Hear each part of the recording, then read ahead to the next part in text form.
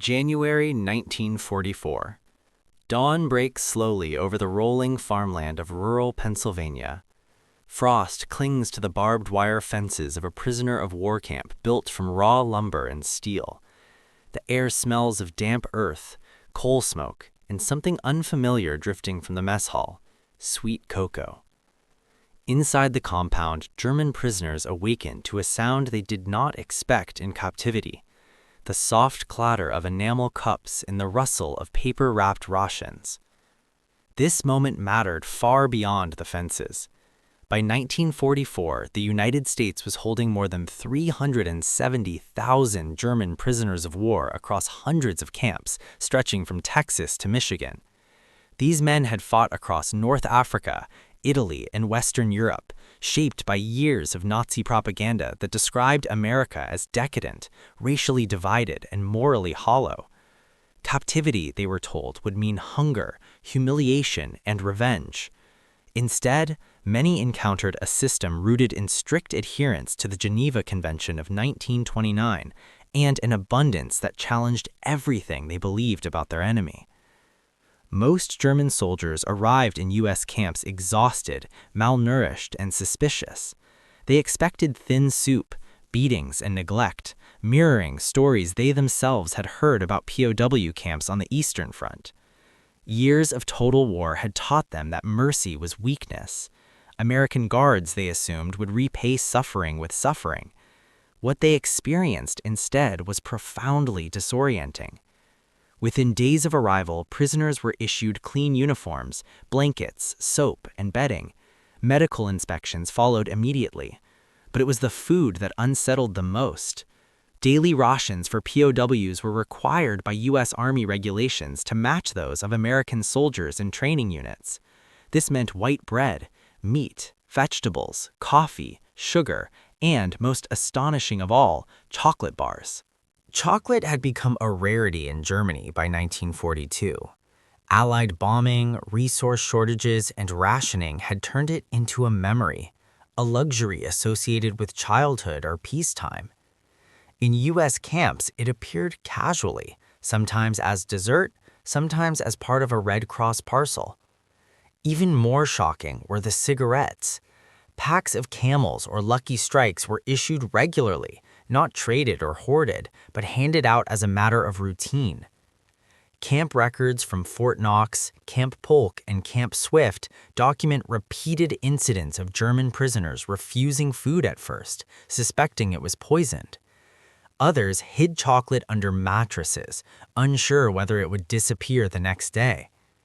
One German non-commissioned officer later recalled in a post-war interview archived by the U.S. Army Historical Division that the chocolate bar felt heavier than it should have been, like proof that something was wrong with what we had been told. American abundance was not theatrical. It was procedural. Mess halls followed schedules. Rations were counted, logged, and served with bureaucratic indifference. Guards enforced rules firmly, but without cruelty. Violence was rare and punished when it occurred. Prisoners were allowed to organize educational classes, orchestras, and even theatrical performances. Many were paid small wages for agricultural labor, earning canteen credits that could be exchanged for toiletries, snacks, or, again, chocolate and cigarettes. The contrast was unavoidable. Nazi ideology had painted Americans as slaves to capital, unable to endure hardship, their society supposedly held together only by excess. Yet here was excess disciplined, regulated, and shared even with enemies. Chocolate became the recurring symbol of this contradiction, a small, sweet object representing industrial power, logistical mastery, and a political system confident enough to extend comfort to captured foes. Historical evidence supports the depth of this impact. Letters intercepted by U.S. censors, now preserved in the National Archives, reveal German prisoners describing camp life in cautiously astonished terms.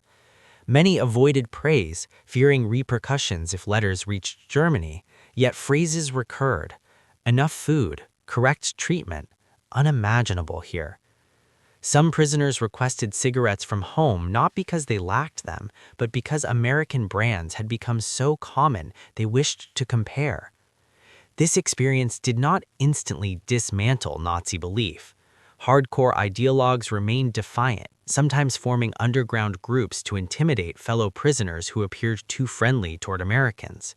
Yet over time, exposure eroded certainty. Lectures organized by the U.S. Army on democratic institutions were initially ignored, but curiosity followed comfort. A man who eats well listens longer. A man treated fairly begins to question unfair doctrines. By 1945, as news of Germany's collapse filtered through camps, the symbolic power of chocolate deepened. Prisoners learned of cities reduced to rubble, of civilians surviving on turnips and ersatz bread. The chocolate bar in their hand now represented not indulgence, but a system capable of sustaining production without total collapse. It raised an unsettling question. If American society could afford generosity in war, what might it offer in peace? Several post-war studies conducted by German sociologists, including surveys of repatriated POWs, found that time spent in American captivity correlated with greater openness to democratic reform after the war. Many former prisoners became teachers, engineers, and local officials in West Germany. They carried memories not of brutality, but of structured fairness. One former POW later wrote that the first free election he voted in, quote, felt less foreign because I had seen democracy behave calmly, even toward enemies. The transformation was subtle and uneven, but real. Chocolate and cigarettes did not convert ideology by themselves. They worked as symbols, repeated daily reminders that the enemy's strength was not only military, but moral and organizational. Abundance, when paired with restraint, undermined propaganda more effectively than lectures ever could. As the war ended and camps emptied, prisoners boarded ships back to a devastated Europe. Many carried little with them. Some kept photographs, some kept letters. A few kept empty cigarette packs or chocolate wrappers folded carefully into wallets, a fragment of a world that had contradicted their expectations. Today, those camps are quiet fields, fairgrounds, or forgotten foundations. Yet the story endures. In a war defined by annihilation, the quiet shock of humane captivity became an unplanned weapon. It suggested that power need not be cruel, that abundance could coexist with law, and that freedom sometimes announces itself not with speeches or flags, but with something as simple as a bar of chocolate, offered without hatred.